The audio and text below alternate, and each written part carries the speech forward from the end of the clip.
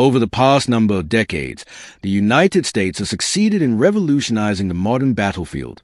Nowadays, weaponized lasers are being considered as ground-based defense options in order to combat enemy missiles instantaneously.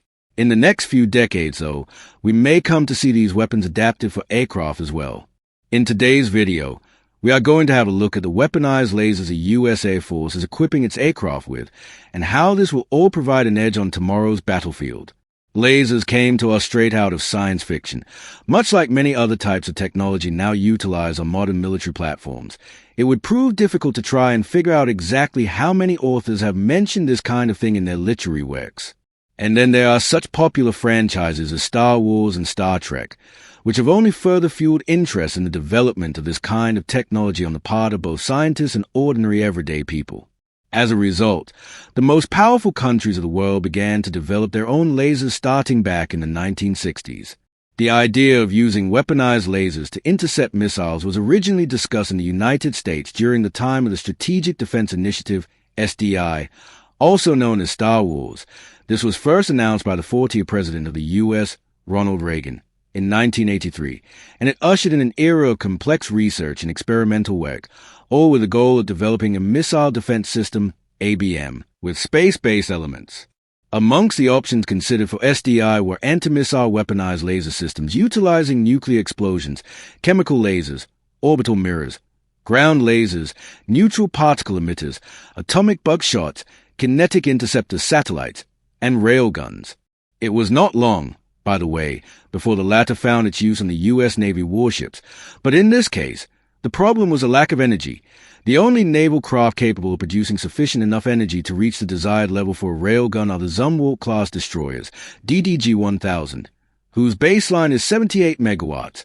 This is actually more than what's required to operate the railgun. However, the Zumwalt has been phased out, and today's engineers are now working to transform the technology developed for the DDG-1000 series for use with other U.S. Navy warships, including the 9,000-ton Arleigh Burke class and the 16,000-ton Zumwalt. The problems associated with the missile defense system creation were not limited to just the complex and extremely expensive scientific and technical issues, but also socio-psychological ones, which are arguably the most important. The issue was with the idea of the constant presence of a powerful, all-seeing weapon up in space.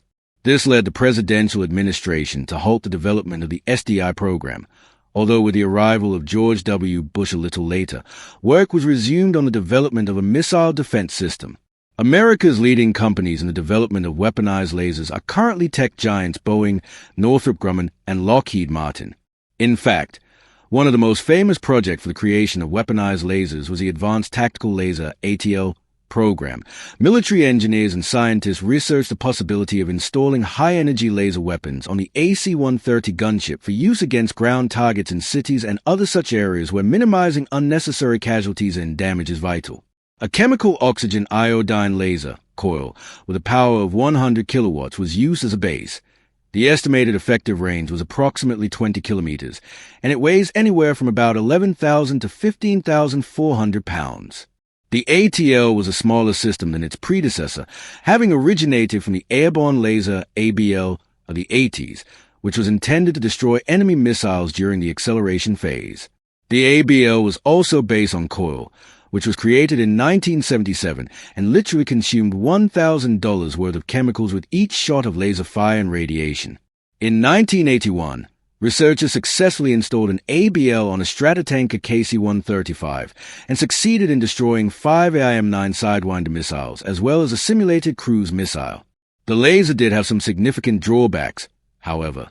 These were not only the operating costs and the sensitivity, but the chemical burnout process also created turbulence under the aircraft, resulting in significant aiming issues. In 1996, a tactical blue beam laser was installed on the AC-130 Spectre and tested at the White Sands Proving Ground located near Fort Wingate, New Mexico.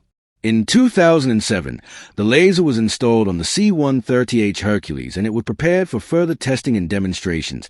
A year later, in 2008, Boeing publicly announced the first high-energy chemical laser test run on Hercules. The test shot itself was controlled by the ATL beam steering system, which weighs about 12,000 pounds. The system zeroed in on its ground targets and fired at a 3-by-3-foot object at Kirtland Air Force Base, New Mexico.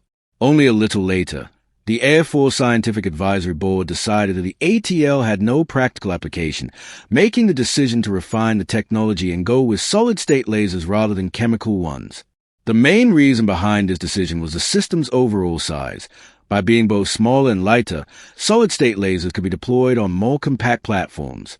Therefore, in 2009, an ATL was successfully launched from the 46 Test Wings NC-130H in flight over the White Sands Missile Range, and the laser successfully hit a target located on the ground. That same year, Boeing and the U.S. Air Force conducted yet another successful laser engagement of a ground-based target from an aircraft, but then discontinued the ATL. In parallel to this, the U.S. Air Force and Boeing had worked on the YAL-1 throughout the 2000s. This experimental combat aircraft was developed based on the Boeing 747-400F, and its primary task was to intercept ballistic and cruise missiles with nuclear warheads. One of the device's unique features was its ability to destroy missiles during the initial phase of the flight path.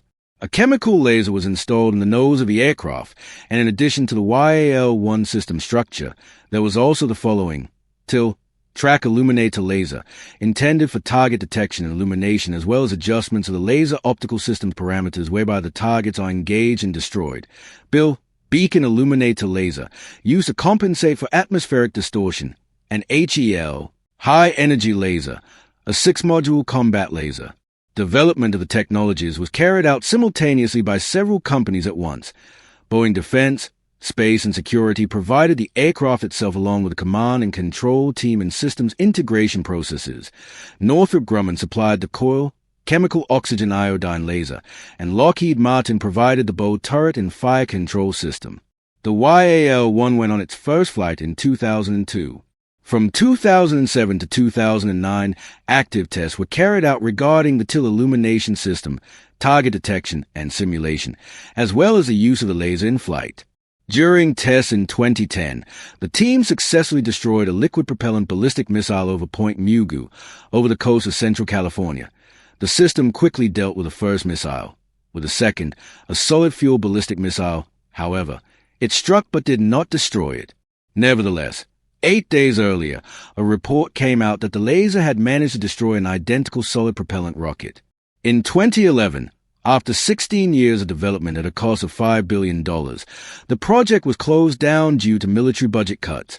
The U.S. Department of Defense viewed the development as costly and not fully applicable. By the time the concept was phased out, though, they had managed to bring the laser power to just a megawatt. The aircraft was kept in an Amag warehouse until it was eventually decommissioned in 2014 after all usable parts were removed. In 2013, the YAL-1 experience assisted engineers in conducting research on the use of this on UAVs flying above the maximum height of a converted jetliner. By 2015, the U.S. Missile Defense Agency had begun developing a laser on a high-altitude UAV. Instead of a manned, chemical-fueled jetliner flying at 40,000 feet and firing a megawatt laser at missiles at a distance of several dozen kilometers, the new concept focused on an electric laser installed on an unmanned aircraft flying at 65,000 feet and firing at a similar power level on targets within a few hundred kilometers. Unlike the ABL, which required time for the crew to rest and chemical fuel to be replenished, the electric laser could generate energy from a fuel to fire off shots. As a result, the UAV with refueling and a laser has near inexhaustible endurance and firepower potential. The most modern example of a laser on an aircraft is the innovative SHIELD Self-Protect High-Energy Laser Demonstrator program, something which the bright minds of the glorious Trinity, Lockheed Martin, Northrop Grumman, and Boeing are working on today.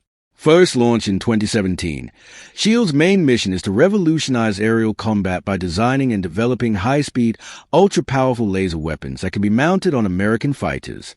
The program facilitates the development of the following 3 types of laser systems for fighters: target illumination, self-defense, and the destruction of enemy aircraft. Lockheed Martin was tasked with the development of the Lance laser advancement for next-generation compact environments, laser, while Northrop Grumman engineers are busy with the Straf, SHIELD turret research and aero effects control system. Meanwhile, Boeing is responsible for the LPRD laser pod research and development. Instead of the volatile chemicals used in the previous generation of weaponized laser systems, Lance utilizes fiber optic cables to link beams of light together, thus generating dozens of kilowatts of power. Additionally, the modular design will allow a person to scale the power levels by adding or moving modules. The design concept consists of a suspended container with a high-energy laser capable of protecting the carrier aircraft from anti-aircraft missiles or missiles from hostile aircraft. One can safely assume that various surveillance equipment, including elements from the onboard defense complex, monitors the airspace around the fighter, instantly detecting missile launches and subsequently destroying them with the installed laser. To be specific, its task is to essentially blind the homing missile heads and burn their structural elements. As far as power supply goes, the laser is set to be equipped with rechargeable batteries and advanced supercapacitors. These will be charged from the onboard network of the carrier aircraft and will provide the weapon with the necessary impulse when fired. SHIELD was originally intended for tactical aircraft, which put certain restrictions on their size, weight, and power supply, according to representatives of Lockheed Martin. However, they now have the necessary technology stack to create a laser in the optimal form factor without sacrificing its power. In 2019, the U.S. Air Force Research Laboratory conducted ground testing of the Demonstrator Laser Weapon System, DLWS, which is currently in use by the U.S. Army. Several air-to-air missiles were successfully struck during the tests. Follow-on SHIELD laser tests were planned for 2021, but due to technical problems and the ongoing COVID-19 pandemic, these were postponed until 2023. As stated by Jeff Hegemeyer, the program manager at the U.S. Air Force Research Laboratory, the specialist needed to solve the problem of effective laser operations when flying at subsonic from 0.75 to 1.2 Mach and supersonic from 1.2 to 5 Mach speeds. Lockheed Martin noted that strong turbulent currents in the aircraft fuselage tend to disrupt the focus of the laser beam, resulting in power dissipation. In order to avoid this issue, the company introduced a complex series of deformable mirrors into the laser guidance system, which allow the aircraft to conduct almost 360-degree engagement at targets. Also, an equally important task is miniaturizing the laser to fit into compartment and prevent the buildup of excess heat, which could cause the aircraft to overheat as a whole. Among the planes set to be equipped with lasers are the latest fifth-generation F-35 Lightning II fighters, whose new F-35 Block 4 modernization program includes improved engines capable of generating more energy. There are also the F-15 Eagle, F-16 Fighting Falcon, and F-22 Raptor. In addition to the fighters, the U.S. Air Force Scientific Advisory Board is also considering aircraft from the C-130 family as suitable candidates for the installation of weaponized lasers, namely the AC-130J, which is a powerful generator capable of powering a modern solid-state laser. Rumor has it that a 50-kilowatt laser is intended for the F-15 Eagle and a 100-kilowatt one for the F-35, and after the AC-130J Ghost Rider, a very specific power of 60 kilowatts and an impressive weight of 2.3 tons were projected. This, by the way, is not much at all for this flying giant. On the list of candidates for laser training were the C-17 cargo plane, the B-2 Spirit stealth bomber, its successor the B-21 Raider, and the B-52 Stratofortress bomber.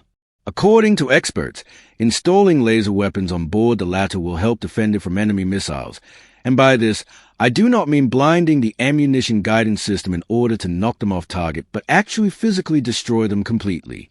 If airborne laser systems prove to be as viable and effective as expected, then future weaponized lasers could completely revolutionize aerial warfare. It would increase the survivability of fighters, bombers, and even tankers and transport aircraft when threatened by anti-aircraft missiles, not to mention the fact that the lasers themselves are high-speed and high-precision weapons with an almost unlimited ammo capacity. Alongside the development of lasers in the sky, other military branches have been engaged in their own development. For example, the U.S. Navy is exploring the possibility of using a laser system aboard a Gerald R. Ford-class aircraft carrier. At this point, is it even any wonder that a ship capable of generating 13,800 volts of electricity, which is 3 times out of the Nimitz class, will be utilizing the latest directed energy weapons? Weaponized lasers will almost certainly open up tremendous prospects for the U.S. Army. While some usage problems still have yet to be overcome, an arms race using UAVs, hypersonic weapons, and lasers is most definitely already kicked off. Perhaps a future in which blasters are used is not as far off as we might think. When do you think we might witness lasers installed on the latest military aircraft? Let us know in the comments below. And if you enjoyed today's video, go ahead and leave a like, and don't forget to hit that subscribe button to ensure you don't miss out on any future content. Thank you, and we'll see you in the next video. Goodbye.